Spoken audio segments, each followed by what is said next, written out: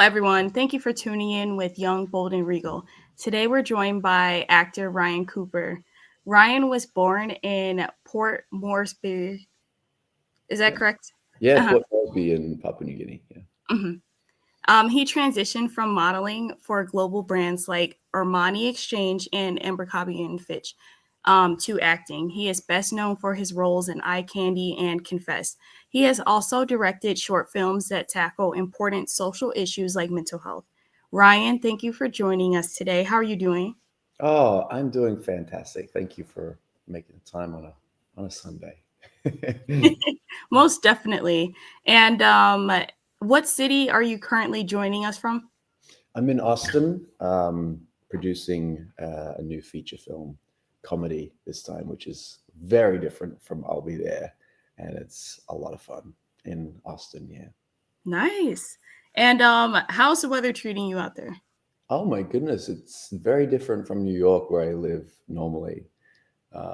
It's very cold in New York, and we have been getting up to around 82. I'm actually thinking today is sort of the only day off, so I'm gonna, well, half day off, so I'm gonna go jump in Barton Springs for a swim as well. That sounds amazing right now. I need it. I need it. And can you believe that it's now the best time of the year? Do you have any exciting plans for the upcoming holidays? It's the best time of the year.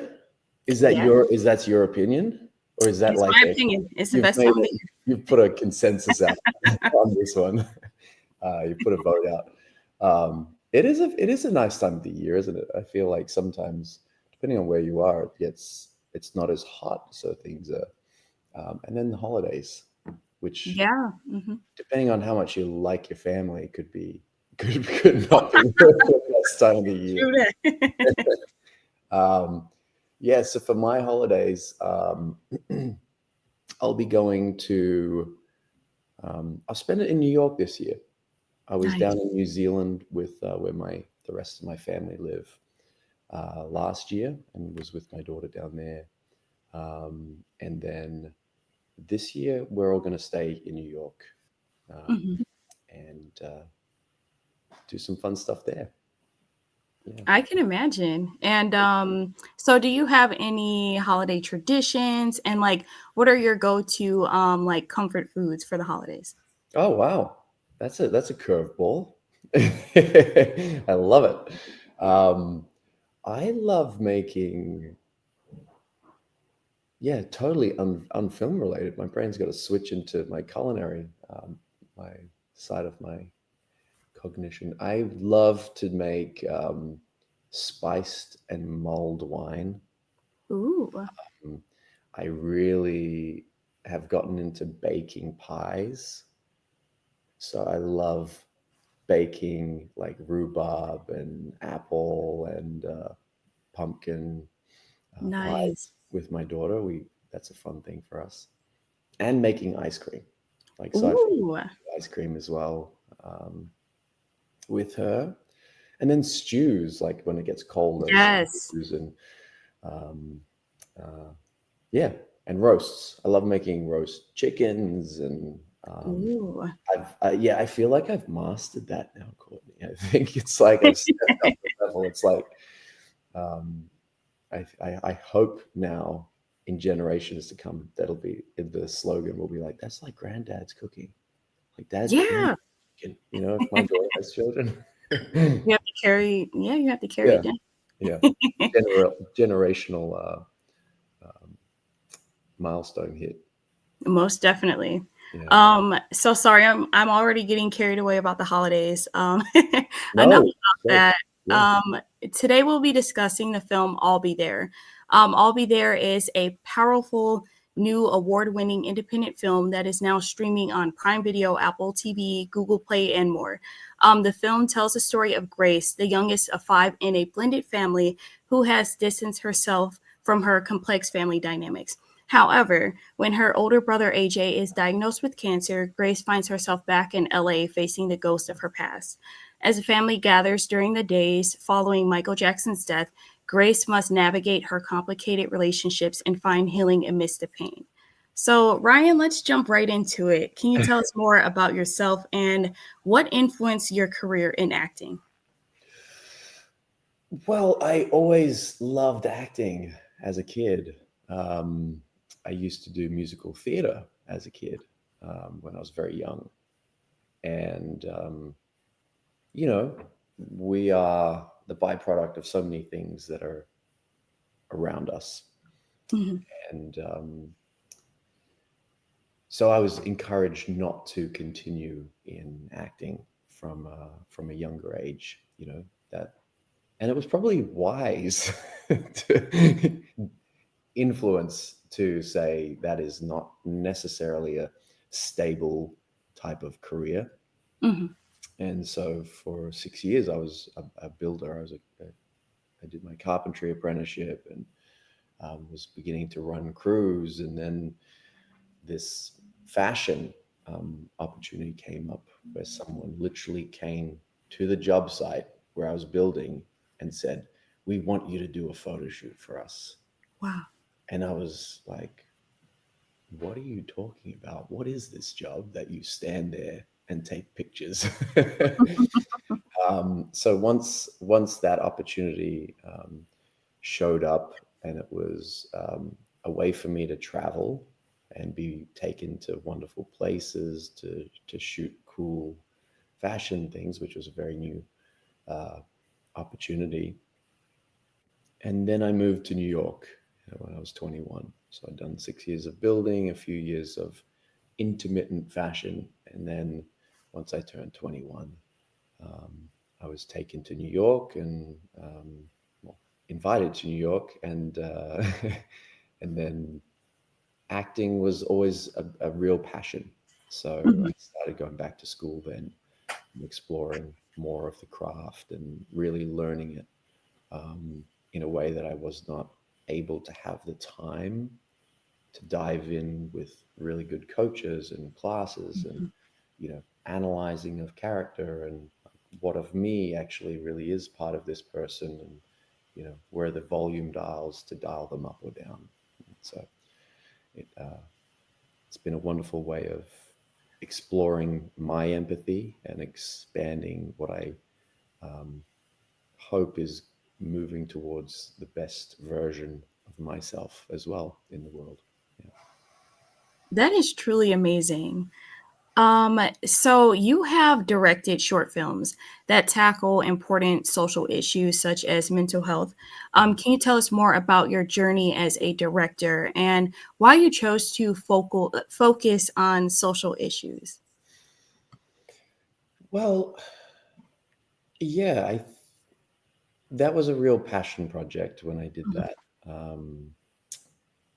Left Behind, and it deals with something that was very close to me, and I actually am in the process now of once we finish this comedy, is we have a really beautiful comedic dark comedy that it does tackle this exact mental health issue, which is suicide and depression, and Mhm. how does that um, manifest, and how can it be looked at again through the lens of empathy and non-judgment, um, but at the same time a cautionary tale of what happens when we find ourselves in a position that is very dark or lonely or sad. And so my short film was really just of a woman who was left behind um, Mhm. after the loss of her husband to that circumstance. And my grandfather took his own life many years ago, and I was very young. I was probably 2.5, 3 years old. Mhm. But I think every single part of our world around us puts a pressure on us, Yes. and has an influence on us. And so the family dynamic around the young boy that I was, my my first memory was that of this. interesting pain that the family was going through, and I had no idea what it was until I got older. And you have these core memories, and I was like, why was everyone so angry or mean, or at that literally at that kitchen table where I could remember at 3 years old. And so I think that's our responsibility in a way of as a human, is to go, how can I give grace and empathy and understanding to what they were going through, which then gave me something that was a lot of heaviness for me at Yeah. three Mhm. years old. um, because otherwise, who does it hurt? It hurts Yeah. me, and it also doesn't allow everyone else to continue to grow. Um, and so, yeah, that's why I'm so passionate about that, because mental health is something that we is much more talked about now. Most definitely. It's very, very open and easy for us to talk about it, and so I want to share that, and I would love to share more about those kinds of stories. Yeah, that is very powerful and impactful. So Mm, thank you for sharing that. of course. So for my next question, can you tell us more about the film I'll Be There and what impact has the film left on you? Yeah, the when I'll Be There came to me, it was not actually my audition. It Oh, wow. was for another friend of mine who was helping, and being very busy, was I said, "Hey, I can help you, but I'll just read it like off the page, and you do the scene." Um, so essentially, a cold read for me, even though she was prepared. And by the end of the scenes, it was very clear to me that, this character was a young father. It Hmm. was a complicated way for him to become a father, under the circumstances of adoption. They'd adopted this young child. And then the added pressure then of this diagnosis. And being a young father at that time, I just understood what an extra added pressure point would feel like, and how scary that would be, and how interesting that dynamic would. And then once I also learned that it was also a real story after that, I was very, very in. So I actually contacted Cindy and Andrew and Barbara Morgan, and Hmm. asked, through my agents, I just said, "Hey, is this open? Is this what are they looking for with this character that I was reading opposite, the Grace role?" And they said they'd love to see a tape, and then I immediately got asked to come in and be a part of the project. Um, yeah, it's a powerful, powerful story, and in terms of what I've learned from the character now is, um, I'm kind of a little blend of Grace, Hmm. because I'm the only one who's left my family sort of setting to travel and go and work and do something that's kind of different to what that family is. Hmm. Um, so all of the characters have influenced my gaze on my choices and maybe things I could do better from a distance, from my family. And they will tell you, as family does, that I'm probably not doing that great of a job at it. You might get a different reaction. You never know. Yeah. Yeah. Communication is key, right? So, Hmm. um, yeah, You never know. you never know. And can you describe your character in the film AJ? Sure. Yeah. AJ is, he's quite a boisterous, Hmm. uh, he's boisterous. He speaks the truth very, very clearly and plainly. Um, and he wants unity in the family. Um, and he also has, I think, like we all do sometimes, the ability to put on a front for Yeah. uh, of confidence to protect the people that he loves. And yeah, I think we've probably all played that role in life, of protecting without allowing our own vulnerability to come through. Mhm. Yeah. I could definitely like relate to that. And Mm. yeah, for my next question, did you find yourself personally relating to your character AJ?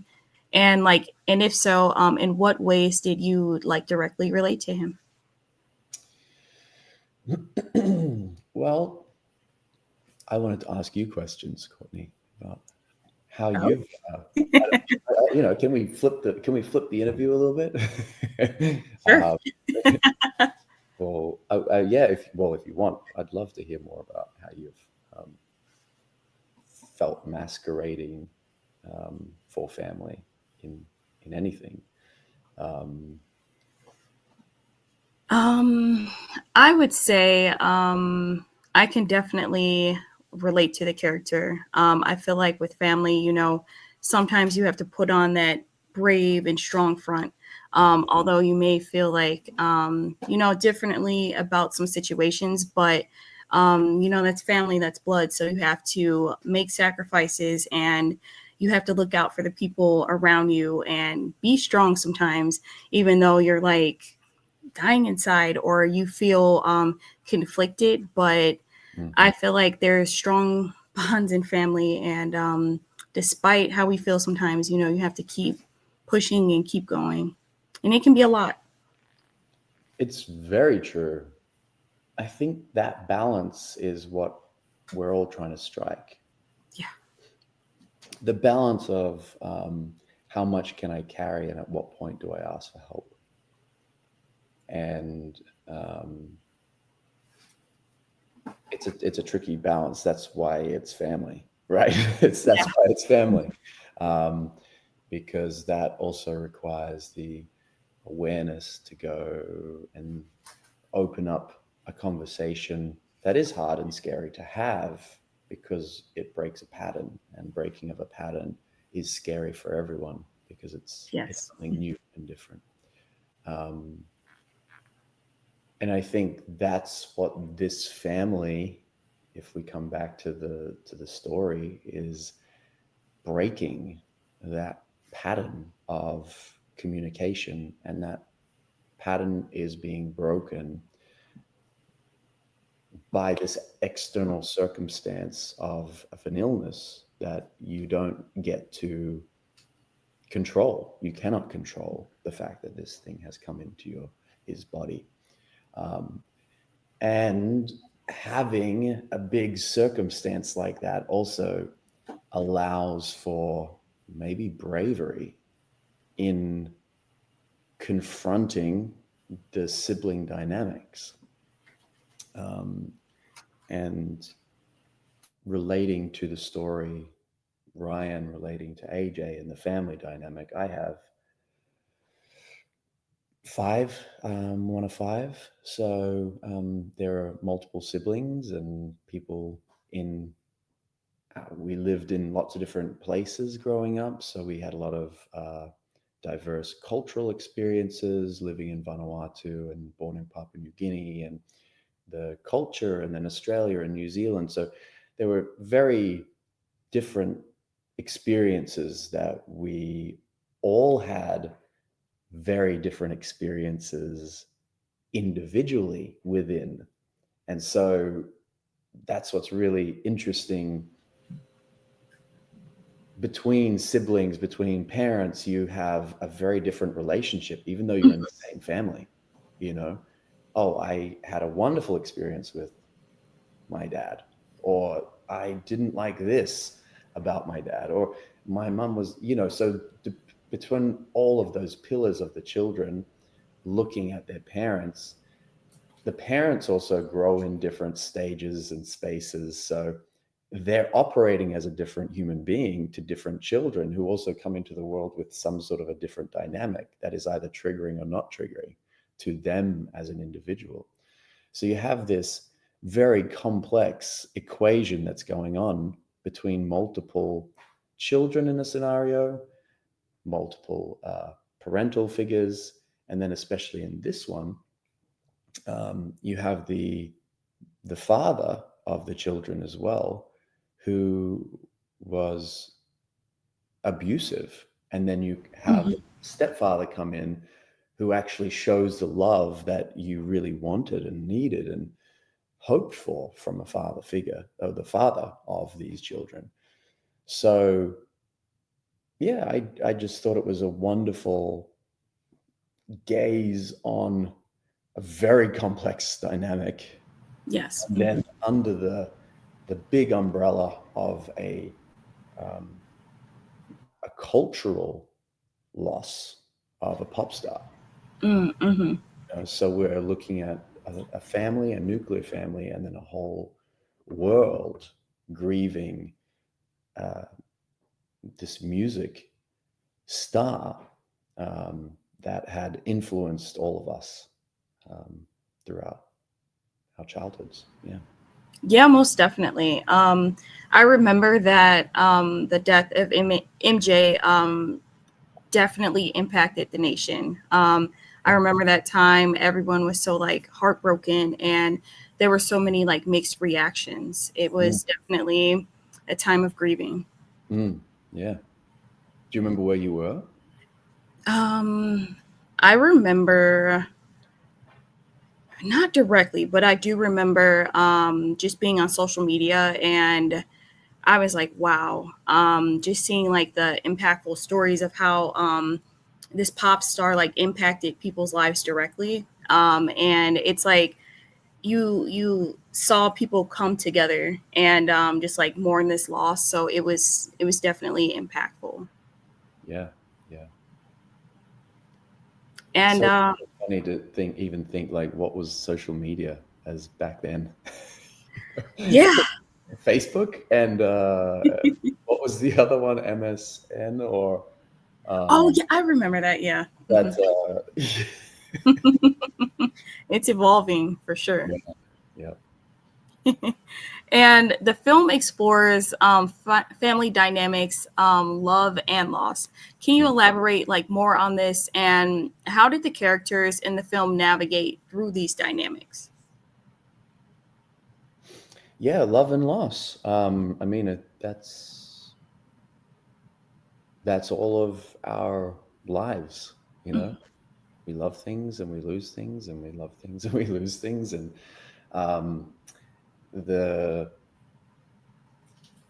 we always want to run away from pain. I think it's a just a natural aversion to bad or painful circumstances. Um, and so I think that's what the interesting dynamic of this is like seeing different individuals deal with this in different ways, and then how they're dealing with it impacts relationship.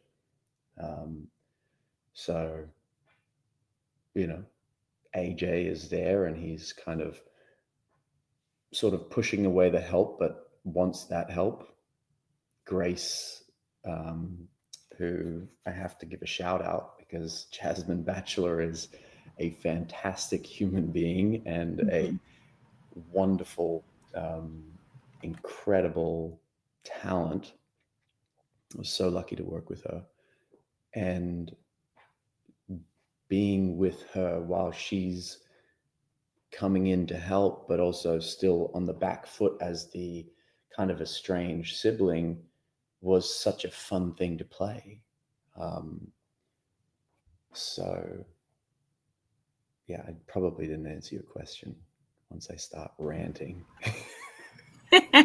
No, you definitely answered it perfectly. So, yeah, for my next question, so we briefly like spoke on this, but Michael Jackson's death was a defining moment for the siblings in the film, and I just want to know, like, can you elaborate more on like how impactful his death was on the characters? Yeah, so MJ's death was a part of their childhood. So one of the, again, like a positive sort of core memory for Grace was getting to go to Michael Jackson for her birthday. But for the other siblings, it was a used as a weapon and held on as resentment in some of these siblings of that she would get things better than they would. And so that's where the scope of perspective is so fascinating, because it's a positive thing for her but a painful thing for someone else. And so that is where this dynamic really comes into play, Hmm. for Grace, and then for my character, then sitting sort of in between the two, and sort of sitting with a level of understanding why Grace found that fantastic and could understand both sides of that balance, of that is a great thing for you, but do you realize that that hurt your brother because he felt undermined, like he didn't have a good father. You do, in your father being, um, Dorian Wilson, who also, what a dream. He was so funny, so wonderful to work with, and he's still listed on my phone as Dorian Daddy. He's such a beautiful, beautiful man. Hmm. Um, yeah, so they're dealing with this loss, but it was a beautiful and a sad memory for different siblings in that situation. So it caused a Hmm. lot of conflict in the resolution of that and how it gets resolved. Because opinions are, or perspective without balance or without communication or without listening is the I think it's the breeding ground for conflict. you know Yes. so if we're not communicating on what is the experience or what we see kindly, we never have an actual conversation to find resolution. um, Hmm. yeah. Most definitely. Hmm. So for my next question, I'll Be There Feels premiered like at it's going to be a cheeky one, the way you said that. It's going to be a cheeky question. yes. So I'll Be There premiered at the Austin Film Festival, where it won an audience award. The film also won the Best Narrative Feature and Best Actress awards at the Santa Clarita International Film Festival. So, how did the cast winning awards for the film impact you as an actor? Oh, well, can I brag a little more? Yes, please do. We had a whole bunch of nominations, at the Soho International Film Festival as well, like Best Actress, Best Actor, Best Ensemble Cast, Best Feature, Best US feature. There was so many nominations there, Mhm. and I went with Jazz to the Soho International evening for the awards, and I was sitting there and just feeling really proud of everyone. Um, it was a lot of hard work and effort to get it done, and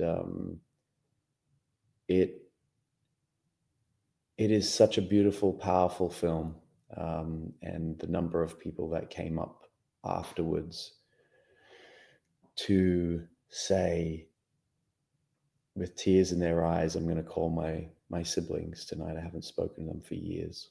Or Wow.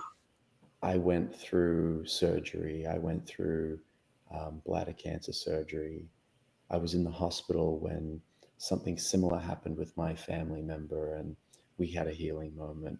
So the fact that a film like this is um, getting those responses, that to me is even more powerful, because it means a good job has been done Hmm. to communicate something to the world which inspires a tiny step towards healing within a dynamic.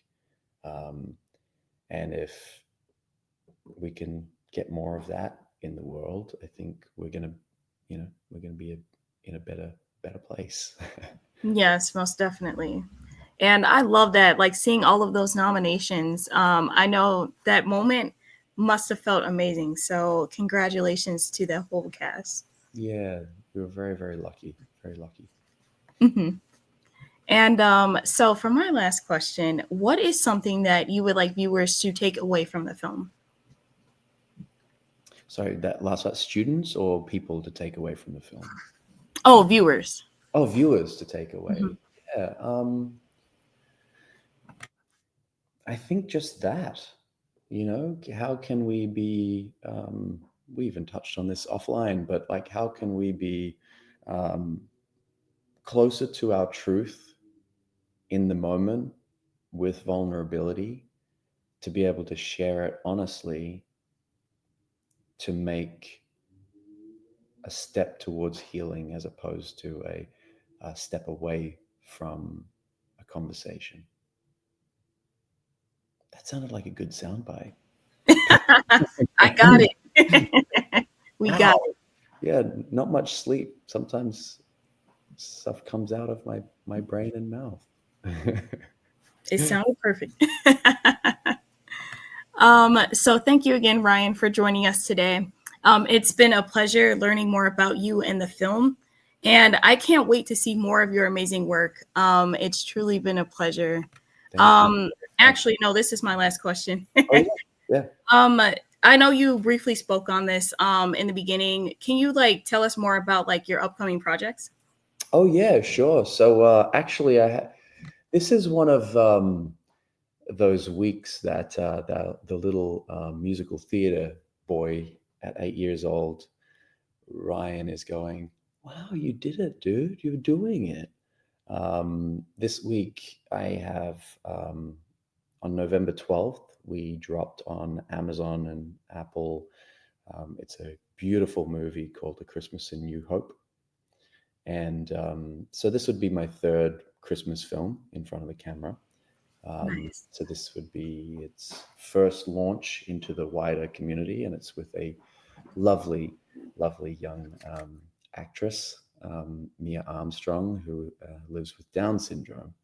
And it's gorgeous, and it's with Katrina Bowden, who is from 30 Rock, and it's set in Texas, and I got to sing and play guitar, and I was an Australian singer-songwriter. So that one just came out on November 12th. So Hmm. leading up to Christmas, that's something if and then the 15th, I'll Be There was released, and then currently have another film I produced and acted in with Adrian Palicki. It's called Texas Cult House, which is in sales right now. So that's getting some good. And we played at Austin Film Festival last month. Hmm. And then in production right now on a very, very, very funny, silly sports comedy, which will be released into the press in the next couple of weeks. But I can't share who that cast is yet until we do our release. And it's got a lot of fantastic um, people coming in. It's going to be a very, very hilarious um, film. Yeah. Hmm. I can't wait to check it out.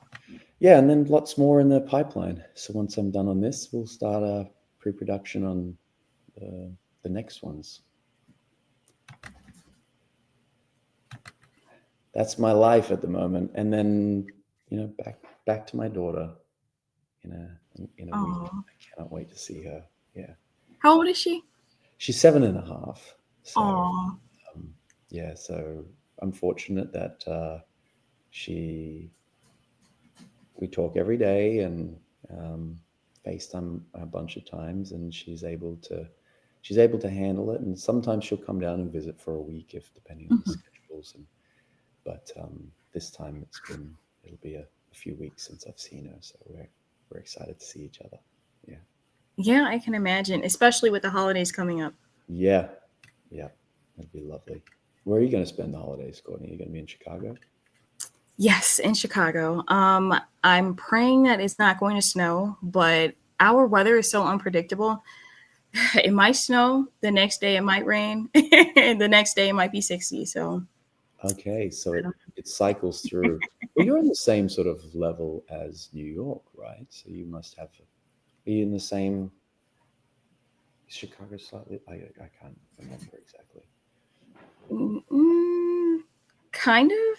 Because I feel like New York is sort of like that, where it'll be beautiful morning and then Hmm. the hurricane will fly through, or it's like Okay, yeah, yeah. 55 one day and then it's a snowstorm's about to drop on you. Um, Yeah. yeah. Well, I hope you have a wonderful Thanksgiving, and I really, really Thank appreciate you. the time and um, the lovely questions and um, very connected questions. So thank you. Yes, thank you again, Ryan.